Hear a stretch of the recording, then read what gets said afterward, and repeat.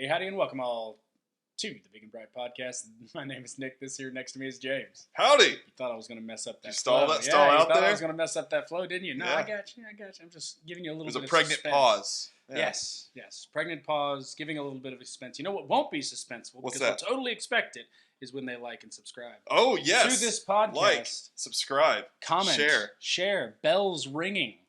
Bring Do them all. of it. Yeah, any button that can be pressed that you think... Except for unsubscribe. Don't press that button. Yeah, that you think might be good for the algorithm. Go ahead and do it. They took the dislike button off, right? I don't know. I think they took the dislike button off. Well, for Joe Biden. No, I think they legitimately think they took it off for Amazon: The Rings of Power because that trailer got so bombed. Anyway, that's a whole other conversation. I don't know if that's Texas. You know what? But you're watching it in Texas, so therefore, hey, Texas. Tolkien was a Texan in his soul. Let me be very clear. Tolkien had the soul and spirit of a Texan. Nonetheless, a lot to talk to you about. A lot to talk to you guys about. The Rangers have the deepest farm system in MLB. What's up, right? Woo. No, guys, come on. No. This is the Texas. You Rangers. are. This is a Texas podcast. We're going to talk about the Texas. This is Rangers. literally a cowboy rant every single preseason. This year, it's our year. That is not true. You tell me that every year. You did not. I said nothing of the sort last year. Yes, you did. I said nothing of the sort last year. What I said last year was... I have a quote that I put on the internet myself that you said that shows you said it. You said, this isn't our year, but one of the next 5 years will be. That's what I said. We're just going to hedge the whole bet. That's how you play baseball. Baseball is a farm system game, and we have a stacked farm system, according to Bruce Bochy, brand new manager. Not saying anything, but two-time World Series winning manager. When did you win those? What years? Fairly recently. Well, what's that? What's fairly recent? I think he went with the Padres in 2015. A lot's happened since then. Okay, whatever. Point is, now you got those massive, blob-sized bases. That way, no one can miss a base. Oh yeah, you have the pitch, the pizza box bases. Yeah, the pitch counter thing. Which now, if you actually have a violation of the pitch, it actually takes longer than if you just let the guy pitch. Okay. This isn't actually a story that we have for you guys. No. This was intending on being a joke. James opened this can of worms. Okay? Sorry. First of all of that is nonsense, right? This idea of, we got to have more on-base percentages because that's what people want to see. Yeah, but on-base percentages are good because it's hard to get on base. Making it easier to get on base doesn't make the game more satisfying. It just cheapens the actual achievement of getting on base. 2, this concept of a pitching clock, because America has the attention span of a fruit fly, is utterly ridiculous. Baseball is a thinking man's sport. Baseball is a patient man's sport. It is a game that you can sit down and get lost in, kind of like a good book. But we live in a streaming culture. It's like, I don't want to watch it. I'm not interested in watching a contest unless it's at most 2 hours long. I can't. I have things to do. No, stop. Baseball is a game for a thinking man. Baseball is a game for a patient person. If you're not that kind of person, go watch basketball, right? Which I'm told is a sport. Sometimes. But nonetheless, I think the Rangers are going to be a lot of fun to watch this year. Am I guaranteeing they're going to the playoffs? No. We have a very deep... AL West is very deep this year. Both the Mariners and the Astros are going to look really good this year, so I'm not guaranteeing a playoff run. But I'll go ahead and say 76 wins is looking really, really feasible. So super excited about that. Wasn't actually intended to be a story, but now the more you know. James's fault. I'm glad I triggered you.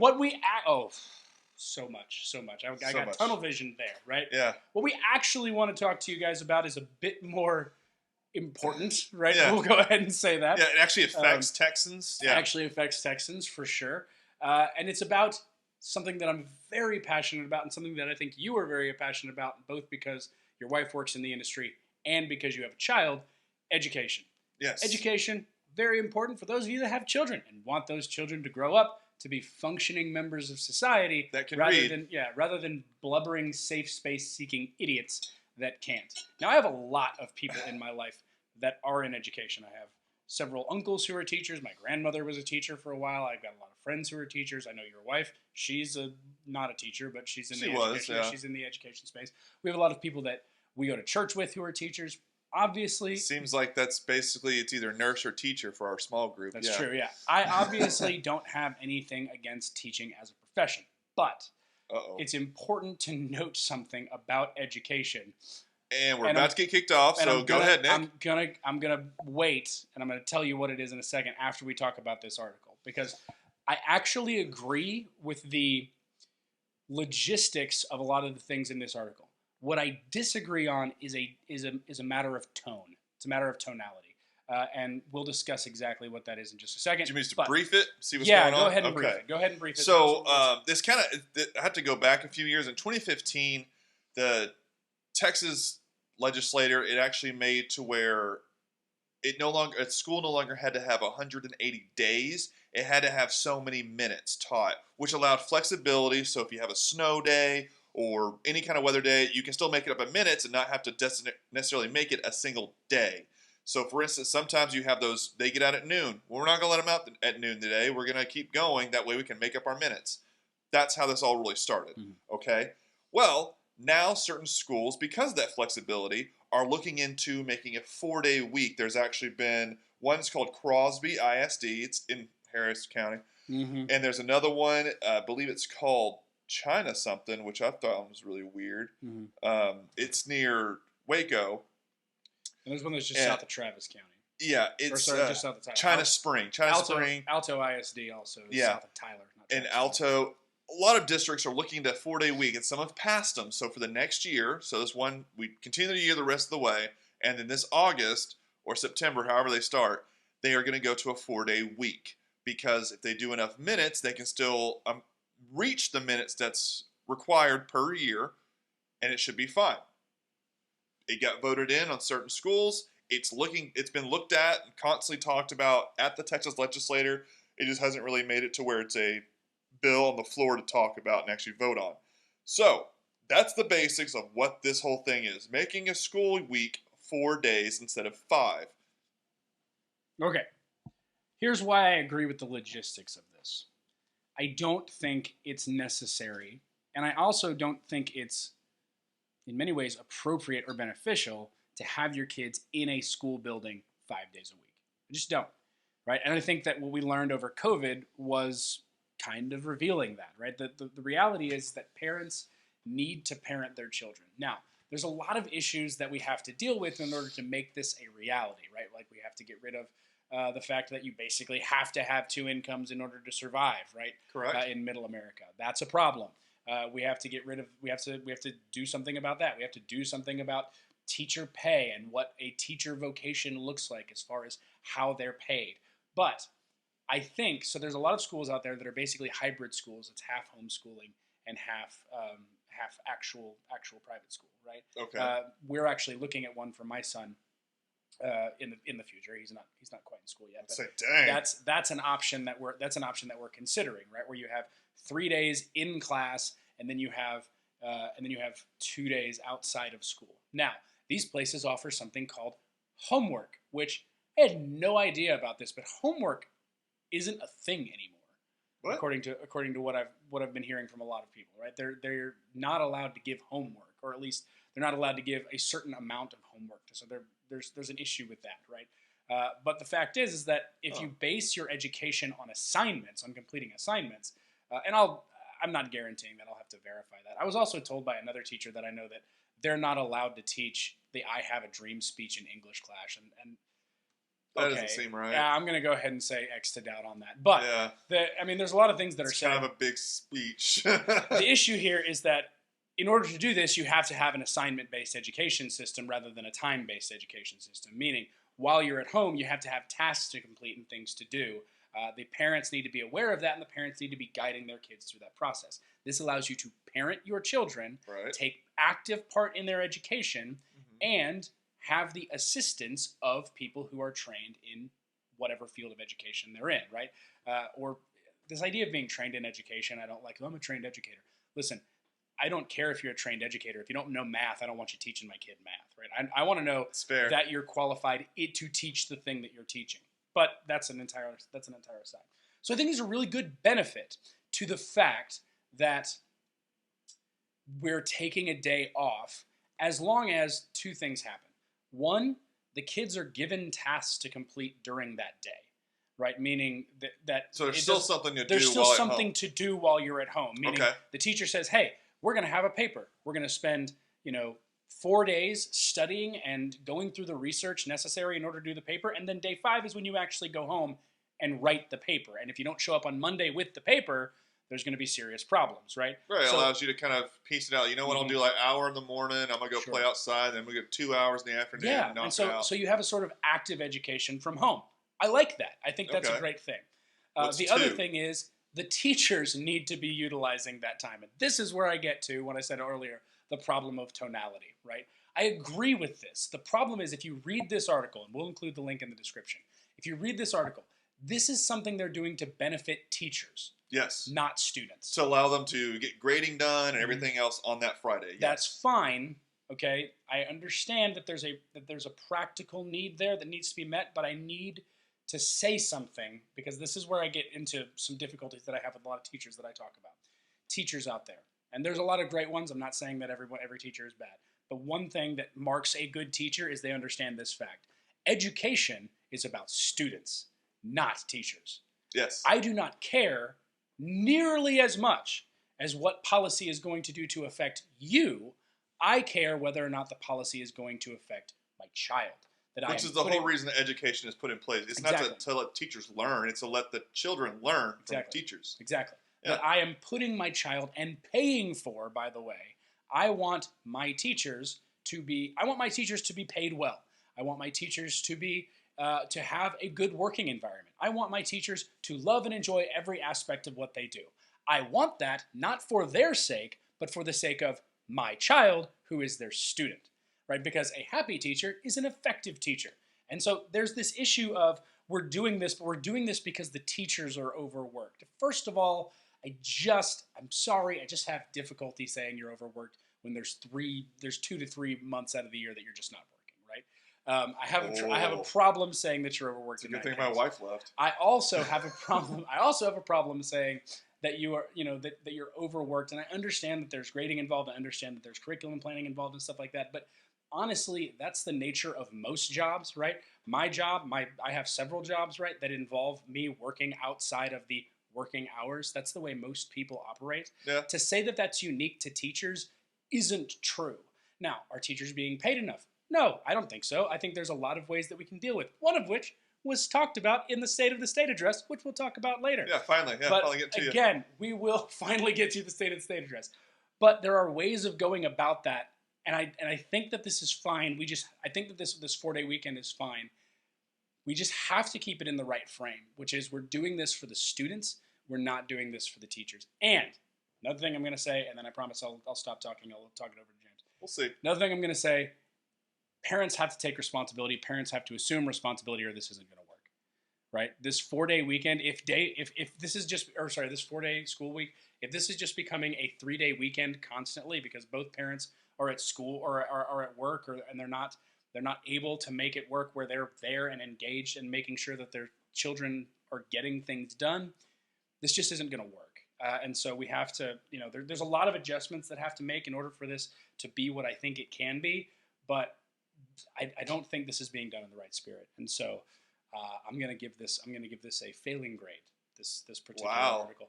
The concept I like. This particular article, failing grade, thumbs down. Okay. Would not recommend. Here's my issue. Go. I am not a fan of the 4-day week, and here's the basic reason is I'm actually thinking of the parents. Because I get their premise. Their premise is it would help teachers get that day of grading. It would encourage better participation by students so they wouldn't have as many absences. Fun fact, schools are funded by how many butts are in seats. And if you constantly have kids absent, it screws up the whole ratio and you can lose a lot of funding. Sure. I understand that whole aspect. But I also came from a working class family. I think that even still, me and my wife are a working class family. For a Friday, I cannot just simply take off every Friday. So that means I'm going to have to pay a babysitter. So now that's more money out of my pocket that I'm having to make sure someone is watching my kid on that Friday while I'm at work. Or I'm lucky enough and blessed enough to work from home. But how much work are you actually going to get, especially if the kid's under a certain age?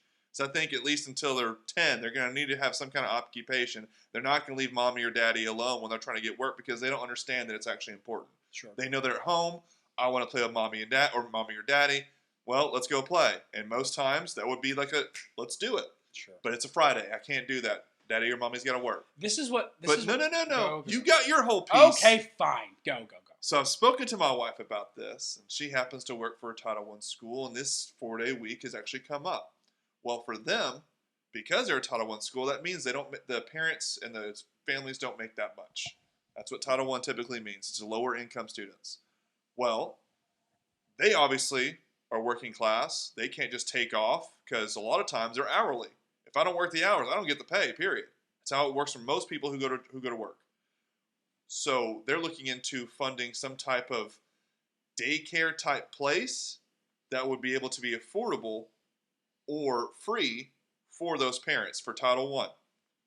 So maybe, but again, now we're funding something else instead of just going to school that last day, which we already had going on. So for me, I actually am not a huge fan, I guess is the way you could say it, only because from the parent standpoint, just because of how I was raised and how I'm raising our son right now, I can't just get out on Friday. Most people just can't take a Friday off and their boss is cool with that constantly. Otherwise, you're going to maybe a 10-hour day for 4 days a week, which a lot of companies have been going to 4-day weeks, but not all of them. And not a lot of working class ones, especially not manufacturing, because if you don't manufacture, you don't have stuff that you can ship, which means you can't build things. Yeah, you got to be in there. So you can automate only so much.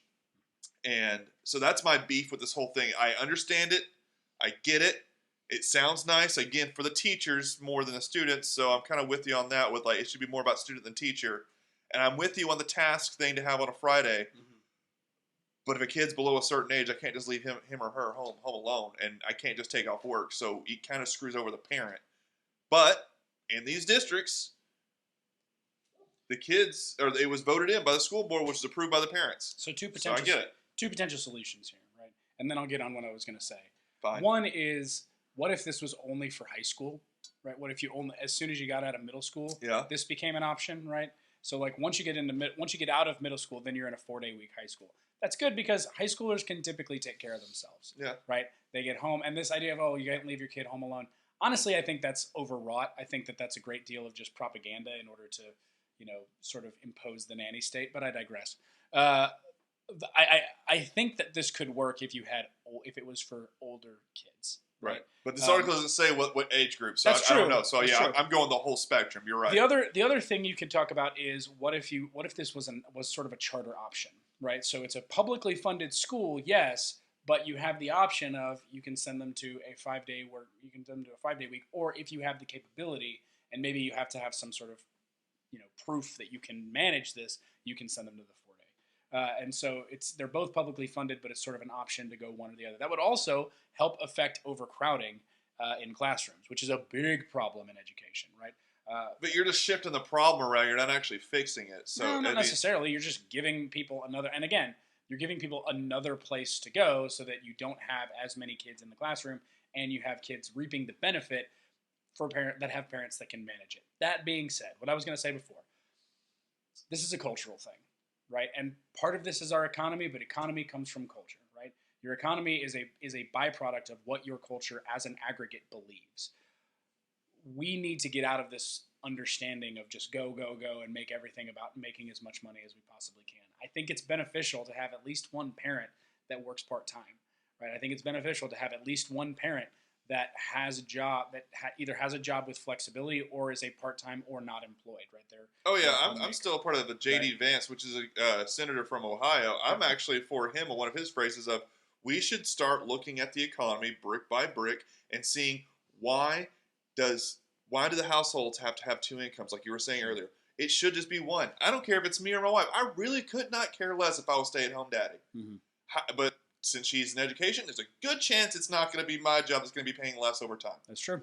That's fine. Every family should have that ability. What is it? It's all these extra admin fees for all this. You want all that safety in the car? Well, it's going to cost this. You want all this extra stuff on a house that's a standard? Well, it's going to cost this.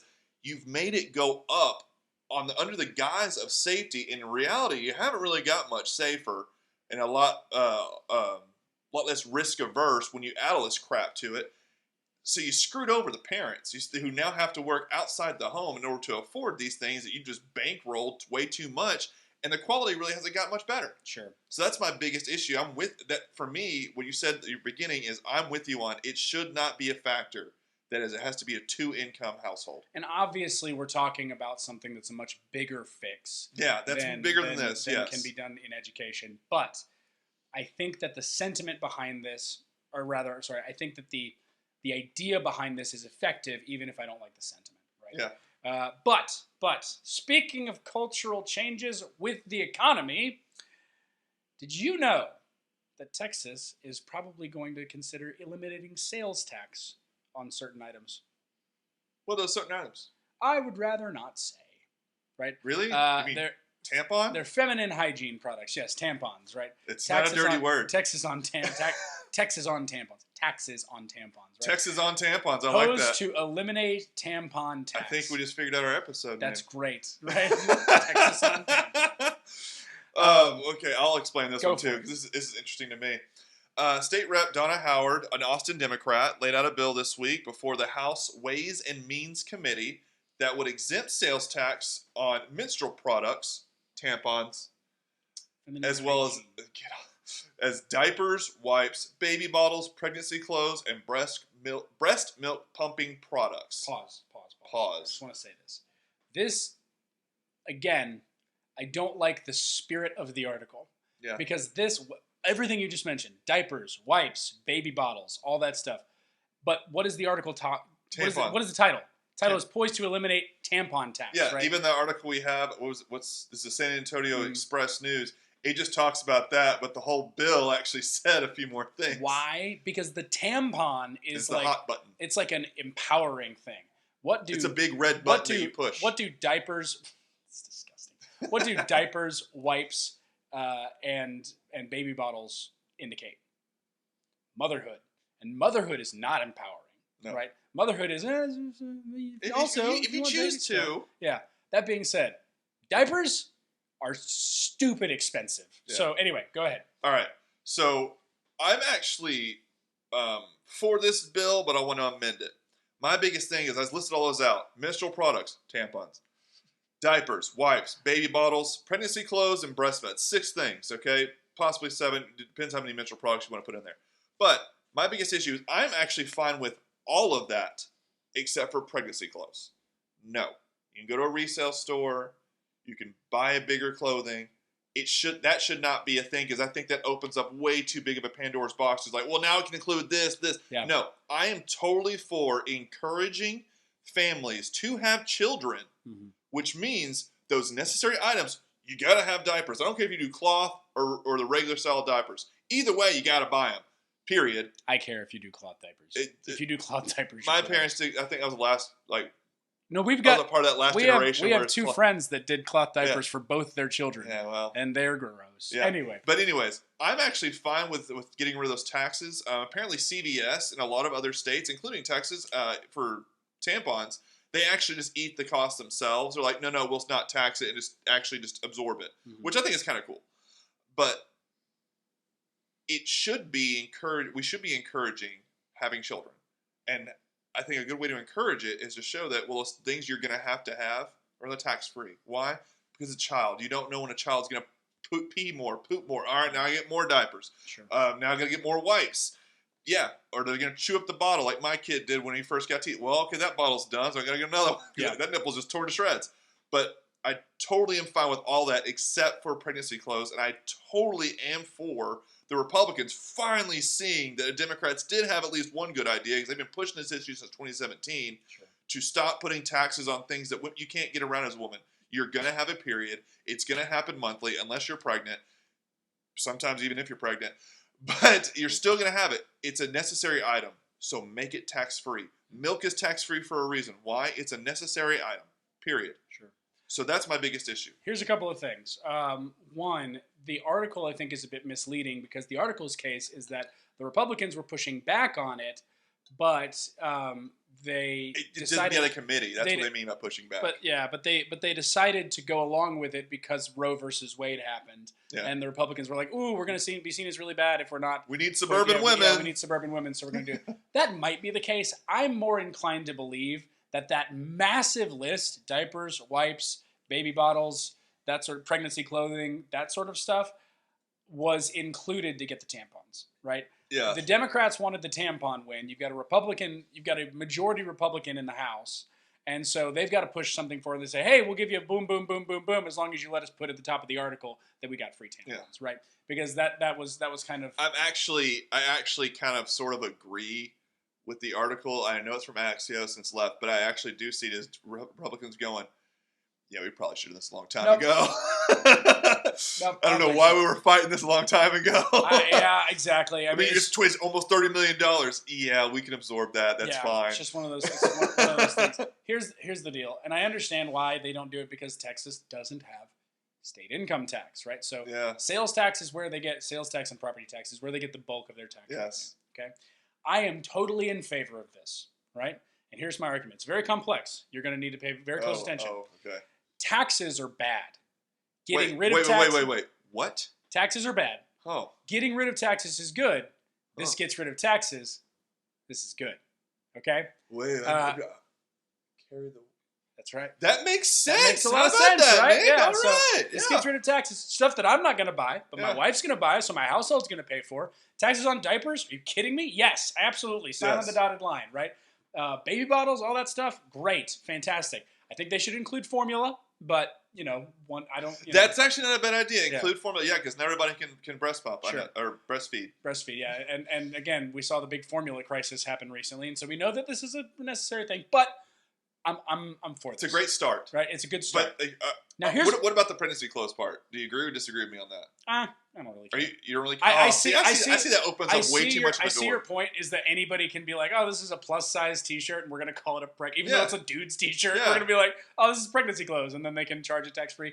I get it. There's going to have to be regulations put in place in order to indicate what is and is not. And because of that, I think that's the reason to just knock it out. It's like, no, this opens up way too much now. Big brother coming in, the nanny state we used to talk about earlier. Sure. So no, that's out. The rest of these items are pretty spot on. Yeah. What does that say? Tampax. Then that's probably a tampon or a pad. Got it. So again, if it goes away, I'm not gonna lose sleep over it, but I'm fine with it. Whatever. The other You're thing off this podcast. The other thing, it's my podcast. The other thing is that's not true. It's our podcast. Sure. You want to hold hands? No. I'll hold her hand. The other thing that I think is important to note here is that what I don't want to see happen, and I'm saying this because I'm like, I know this is going to happen and it's going to make me mad. They're going to be like, well, we're going to eat the cost. Sure, you're going to eat the cost. Have you ever known the government to eat the cost of anything? No. No, what do? They transfer it somewhere else. So if we have to bump up the sales tax rate or bump up the property tax rate in order to accommodate this tampon, this tampon tax thing that the Democrats are trying to push through. No, not for that. Yeah. Don't do it. Eat the cost. Cut the spending. This is Texas, okay? Yeah. Anyway, I'm all for that, right? So I like it. Tax is bad. This eliminates taxes. This is good. We good? Right? Fair enough. You know what's also bad? What's that? Abortion. Yeah, abortion baby. is bad. And Texas Still bad. Basically eliminated abortion. Therefore, Texas is good. Right? Yes. So I like your little analogies here. Exactly. Yeah. This bad, this go away, that good, right? But this is a problem that not everyone sees as good, or this is a thing that not everyone sees as good. Some people see it as a problem, including 3 Texas women who decided that they were going to try and go around the law and import illegal abortion pills into the state of Texas to give to their friend. Now, this also resulted in legal proceedings, and you know what that means, James. Take it away. Oh, boy. Here we go. So, a Texas man is suing 3 women under the wrongful death statute, which we put in place before Roe v. Wade was overturned. Thank goodness. Thank you, Dobbs. But it still is in existence. So, man and a woman going through a divorce. All right? It's the basic setup. Well, she gets pregnant during that whole duration. I guess it wasn't completely a divorce yet. Yeah. Well, she got pregnant, found out during the whole proceedings, and so she told her friends, this is all alleged. Her friends texted her and were texting back and forth to go to this place called Aid Access, which is near Houston. And they acquired the abortion pills in Houston. She took those abortion pills. Baby is now dead. It is gone.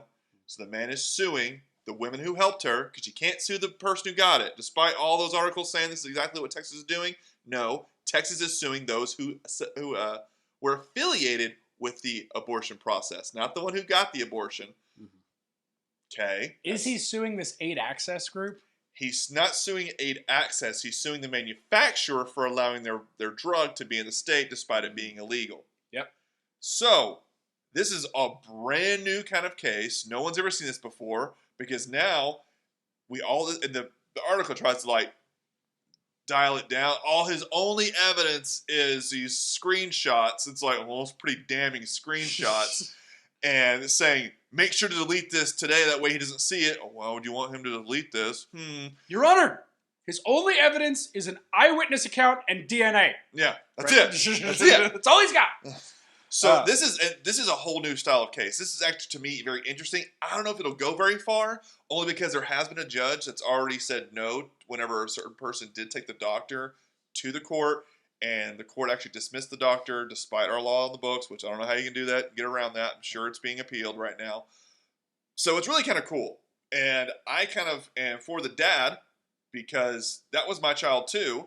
And it's really weird, even when the abortion thing was illegal, how come the dad gets no say if you have it? Guess what? You got to pay up, pony up, especially if you're not married with her. Yeah. All right.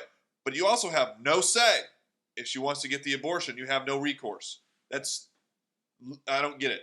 I really don't get it. I think the men should have a say. I also think if you're not with the woman and you break up with her or whatever else, you should also be paying child support while that child is in the womb, because that's a child. You should pay up. You lay down like an adult, you pay up like an adult. Yep. So that's what the whole case is about. He is suing 3 people who aided his ex-wife getting an abortion. Yeah. Your note is actually the opposite of Dave Chappelle's case. What? Which is that women should have the right to get an abortion, but men shouldn't have to pay child support. Yeah, that should be it. Because if you can kill this thing, I can at least abandon it. That was his line, right? But your case is no, you can't get abortions and you got to pay, which I'm with you, obviously. Yeah. I think that this is really interesting, and yes, I think it's going to be thrown out. Nonetheless, I think this is a good thing, and we shouldn't be pressing this. Yes. Right? I think that people. So here's the thing. The law needs to have teeth, and the only way to have teeth is have suits come in. Now this law was before Dobbs. Praise be to Dobbs, right? When this was before Dobbs, but the law was basically not that. It was basically encouraging people to file suits against people who were providing abortions in the hopes that, and it seems to be effective, it would scare medical practitioners out of getting these abortions. But here's the thing. As soon as people start to realize that that's not actually happening, right, that these lawsuits are actually relatively rare, you start to see people get more emboldened to do the abortion procedure, right? At least that's what I think, right? Obviously, when you see that there's really no teeth to these lawsuits, people are going to be more encouraged to engage in the behavior that would lead to the lawsuit in the first place. So keep pressing the issue. Yeah. Right? Keep pressing the issue. That's how law, I mean, it's kind of how law works. Right. Well, even in this person learned she was pregnant in July 2022, a month after the overturn of Roe v. Wade, which means Texas had a trigger law that was still like, well, can it or can't it? Well, it could. Mm-hmm. And so it's actually outside the realm of Roe. Yeah. It's in Dobbs' era. So she was completely illegal to do all this. It should not have existed in Texas, and yet somehow it made it to Houston. Yeah. Somehow. You really need to. Somehow Harris Blue County. Yeah.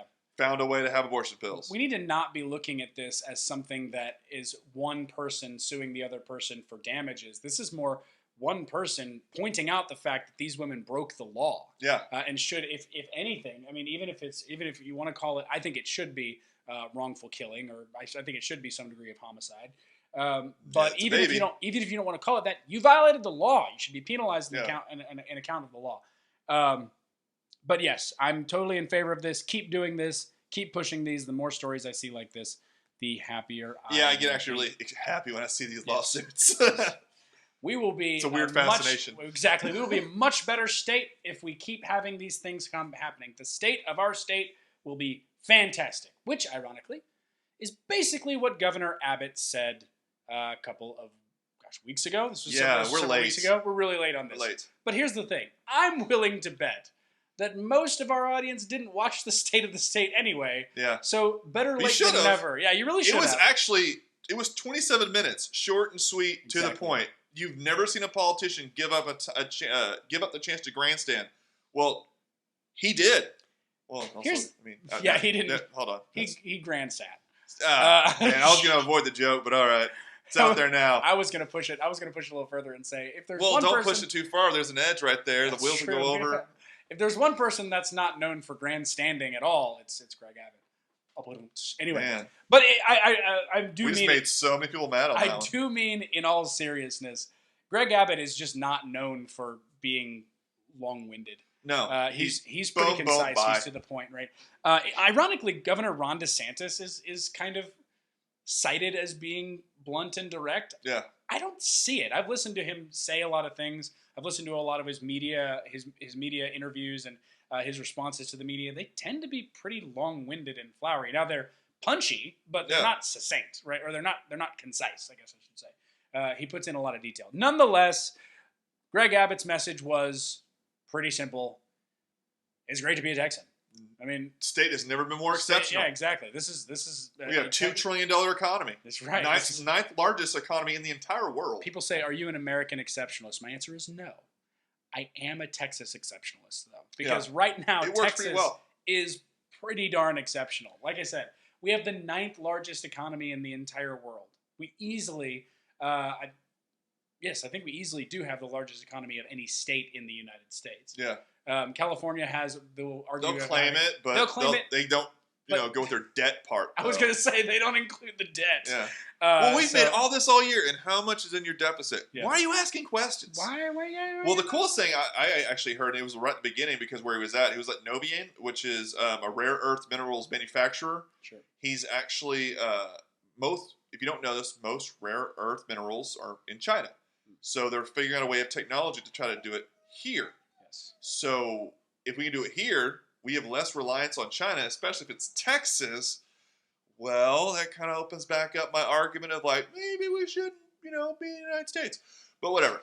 But it's really cool that we're actually doing that here in Texas, and not really many people are going to talk about it because it's not fancy. It's just you're working on something, but no one cares about the manufacturing part until it actually, solves an issue. Right now they haven't, but they're trying to, which I find is really, really cool to do it from a Texas plot. Exactly, yeah.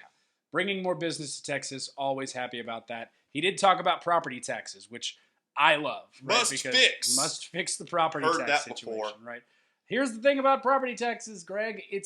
You're gonna have to eat the cost because the way I don't think they eat that cost. Because the way that people tend to adjust property taxes is they say, well, the appraisers need to stop over assessing the value. Oh, you can sue about that, by the way. I do every single year. Yeah. But to a certain degree, I kind of want the state appraiser to over assess the value of my home because yes, I have to pay taxes on it, but it also adds to my net worth because actual appraisers. But I don't get it because I lose more. Yeah. So I'd rather it be worth zero. Actual appraisers tend to look into the state appraisal as a factor, right? So I do see it, and again, I know that it's not fun paying taxes, but the thing is that the way you should drop taxes isn't by lowering the assessed value of homes, which affects people's net worth. You should do it by lowering the rate at which we are taxed.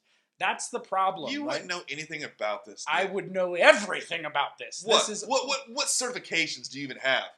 Many. Oh yeah. Hold on. Do you even sell houses, Nick? Yes, I do. I sell houses. I purchase houses. Right? I didn't know that. I have my real estate license, and I also work with several different appraisers. Right. I've never once seen you work as a real estate agent. Can't believe it. False, erroneous on all accounts. Point being, drop the tax rate. Don't go hounding appraisers. Leave the appraisers alone. Just drop the rate at which you're taxing people. That will solve the problem across the board. And yes, that will mean less revenue to the state government. But I don't care about how much revenue goes into the state government. You guys are bloated anyway. You should be spending less as far as government action. Now, that's not necessarily the case when you compare it to other states. Obviously, we're better than most states. Yeah. But I believe every state government is bloated and ineffective in many ways. Yeah. Cutting the fat and dropping the tax rate is the best way to do that. So yeah, that's good. We talked about infrastructure. I don't like this either. Greg Abbott, please take that. He wants to spend $100 billion to build transportation infrastructure in Texas.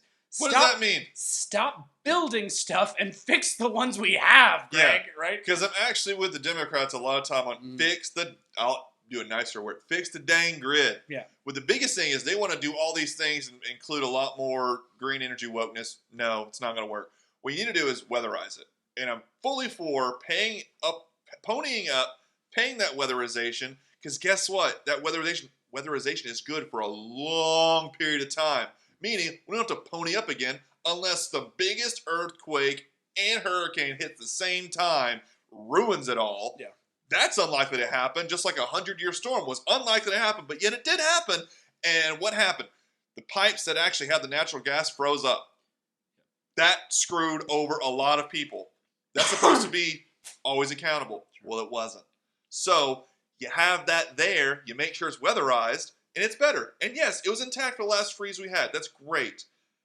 But we still need to make sure we have weatherization, and we don't have that problem in the nuclear sites, which is what happened, because you had basically a small pipe, got frozen, threw it all into like, oh, this is an error code. We shut down. Well, guess what? Now you lost the whole power site. Exactly. So you need to just fix the small stuff. That small stuff, yes, adds up to a lot of money, but I really think you do the real things on the ground instead of these fanciful ideas of putting this thing here, putting more wind turbines here, more solar. No, that's just not going to work. The technology's not there. We all know it's not there.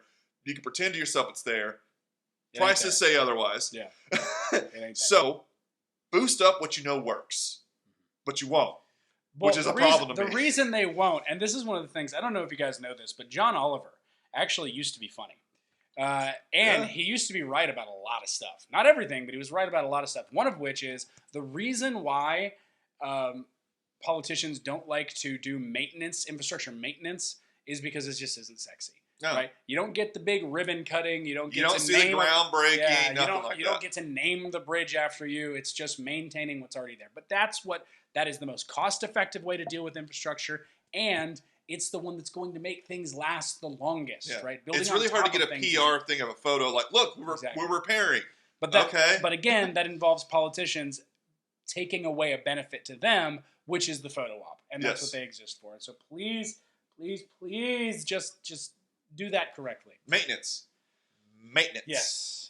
Then he talked about education. Now, friends, I told you that I was going to tell you that there was a way to deal with teacher salary, to help teacher salary, and do it in a way that's fair to everybody. And he mentioned it in the State of the State address. Say it with me, James. School choice. School choice. School choice. Friends, school choice is not a hard concept. It basically means that you get a government stipend for the child. The money follows the child, rather than them basically tallying up absences at the end of the year and allocating a certain amount of funds based on that. It says, no, this child attends your school. You get the money associated with that child. That's the end of it, right? Which will affect teacher salary, because that doesn't necessarily factor in absences, right? That's more on them.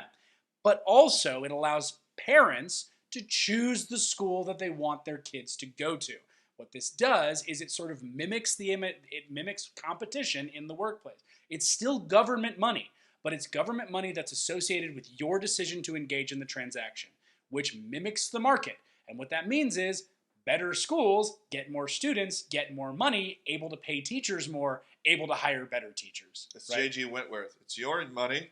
And you need it now. But I think that's... But also no woke agenda. He's going to reform the curriculum. Mm-hmm. Yeah, I think that's an absolute no-brainer, because you'd have to do things like stop giving teachers tenure, right? Now, here's the deal. I don't think Texas schools really do that. I know. Well, Texas public schools. Texas public schools don't, right? But the idea, the concept is that even in Texas, even without tenure, it's rather difficult to fire teachers in the state of Texas. Now, it's way more difficult in other states, union states. But what was that? Nothing. I didn't say anything. But it still is difficult in Texas. The fact is, though, I would take a massive pay raise over tenure any day of the week, because if I'm good at my job, I don't need tenure. That being said, it allows people to pay teachers more. It allows you to vet teachers more properly, and it allows parents to send kids to the schools that are going to give them the best education. Right? Yeah, and I mean, it really kind of helps the teacher realize, this is working.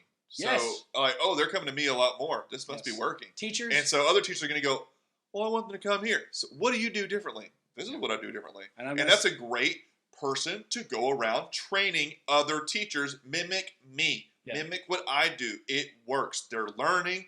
They're able to retain the information. And look at these test scores. Boom. Yeah. It's somehow I need to be you then. Yes, you probably should be me because I have a really good track record. I am going to say something that might also get us kicked off of YouTube, and I'm also really happy that your wife is not here. Yeah. There are lots of teachers that I would say are heroes. Being a teacher doesn't make you a hero. There are lots of teachers who do great things and are very self-sacrificial, and they do it for the kids. But simply having the profession doesn't mean we're going to pin a rose on your nose and give you the right to a certain amount of money. Because if you're a crappy teacher, I don't want to pay you. Just in the same way that if I have a plumber come into my house and they do a crappy job, I don't want to pay them. You're not special just because you work for the government and you're dealing with my kids. In fact, you need to be held under greater scrutiny because of that fact. Nonetheless, let's move on. I know we're running out of time. He talked about the border. Go figure. Shocker, right? Threw shade at Harris County for a lower bail practice. Yep. Creating more crime in Harris County, which we've all been noticing. Mm-hmm. The shade was well given and well deserved. Sure. Also talked about fentanyl, because I don't know if you guys know this. Fentanyl's a really big problem in the United States. In fact, I see stories about fentanyl on the news and I go, how are we not talking about this exclusively? It has more deaths than COVID. It's so real bad. Deaths. It's real such deaths. it's such a huge issue and nobody's talking about it. Greg Abbott did show a little bit of emotion, which I seriously thought he was a robot, mostly because half of his body's basically mechanical anyway. But it's moved by hand. But I really thought that, I mean, he's not a super emotional guy. But yeah, he did tear up. Did tear up a little bit when he's talking about the people of Texas and the fact that he really does care for the people of Texas and fentanyl is killing them. So. Yeah, one pill kills. It's the awareness campaign he's looking at too. It must do call fentanyl poisons or death poisonings. That's going to recategorize it as law and prosecute them as murderous. So if you're selling that, you didn't tell the person, one, they probably shouldn't have bought the drug anyways, and they got laced with that. Well, guess what? You actually sold something that was basically shooting them in the face. So you're a murderer. Yeah. I like that. Yeah. You make it real worrisome, like, should I be selling this? No. And the other thing is, I actually believed Greg Abbott's emotional moment here, whereas I don't believe Joe Biden's emotional moments in the State of the Union, which I hope you did watch because, that was so much fun. So much fun. He would go in. He would go in. This is my favorite thing was where he'd go in and just randomly whisper. He'd be like, "These hotels are charging resort fees, and they're not even resorts." And I'm like, wow. All right, Steven Seagal, what's going on, brother? Ooh, good point, sir. And then he started randomly yelling about China, and it's just like, I did see also in the report, he was like, we need to, and the Democrats just stood up. I was like, it's because you have a printed sheet. No one knows at all what you said. Stand here. Yeah, you have no idea. And you look like bigger idiots by standing going like, let him correct himself. Does he know he should correct himself? Does he know he's there? The other thing is that the tone of the Texas address was just better than the tone of the... There's no pop. It was boom, boom, the tone of the State of the Union address was, you guys think everything is garbage right now, but I promise it's not, you just can't see it. Yeah. Texas was... Here's a shot of liquor and some rose-colored glasses. Now what's America look like? Texas was, not only does everything great, but it's great. Yeah. I don't really need... Look around. I think that's one of the reasons why this was so succinct, is that Abbott didn't really need to make a case. He just kind of said, here. Look. This is real. This is great, isn't it? Yeah. Awesome. Cool. You're welcome. Well, friends, it has been fantastic. I know that this episode went a little bit long, but we did want to make sure that we covered State of the State. So this is just a little bit of extra time as an apology from us for being late on this one. We gave you a little bit of a bonus here at the end. Nonetheless, friends, keep your eyes open, keep fighting for truth, and be the stars at night, friends. Be big and bright. We'll see you next week.